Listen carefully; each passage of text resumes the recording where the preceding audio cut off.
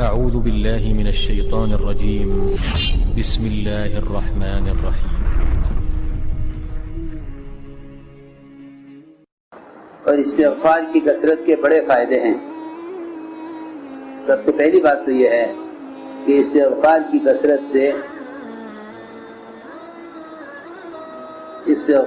کثرت سے علم کی حفاظت ہوتی ہے، ورنہ علم ضائع ہوتا رہتا ہے۔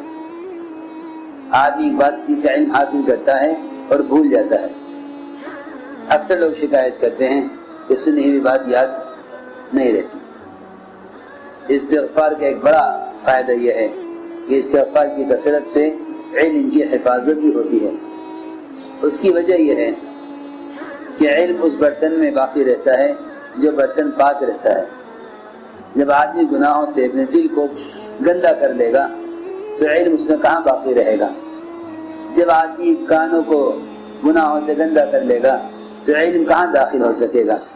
جب آدمی زبان کی غیبت سے لایانی باتوں سے زبان کو گندا کر لے گا تو علم کہاں باقی رہے گا، کیونکہ یہی علم کے مداخل اور علم کے ذرائع ہیں۔ جب آنکھ، زبان اور کان، یہ تین اعضاء مقصد کے علاوہ استعمال ہوں گے تو پر علم حاصل نہ ہو سکے گا۔ اگر کر بھی لیا تو باقی نہ رہے گا۔ اس لیے استغفار کا سب سے بڑا فائدہ یہ ہے،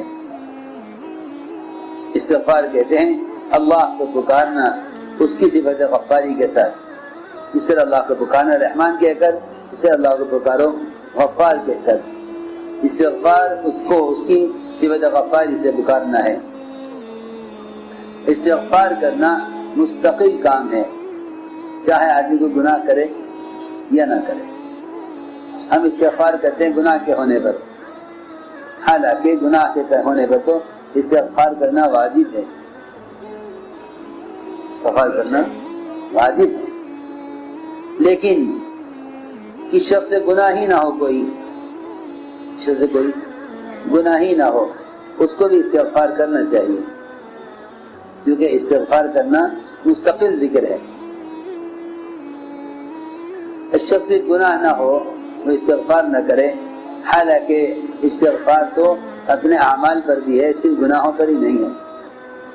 استغفار تو اپنے اعمال پر ہے، صرف گناہوں پر نہیں ہے۔ بہت سے وہ لوگ ہیں جو گناہ کر کے استغفار نہیں کرتے، بہت سے لوگ وہ ہیں جو گناہ کر کے استغفار بھی کر لیتے ہیں، لیکن ایسا شاید کوئی ہو جو نیک عمل کر کے استغفار کرے۔ ابوبکر رضی اللہ تعالیٰ عنہ سب سے عمدہ اور اونچی نماز ابوبکر رضی اللہ عنہ کی، آپ نے فرمایا کہ آخر میں کہا ظلمت نفسی ظلما کثیر ولا یغفر الذنوب الا انت،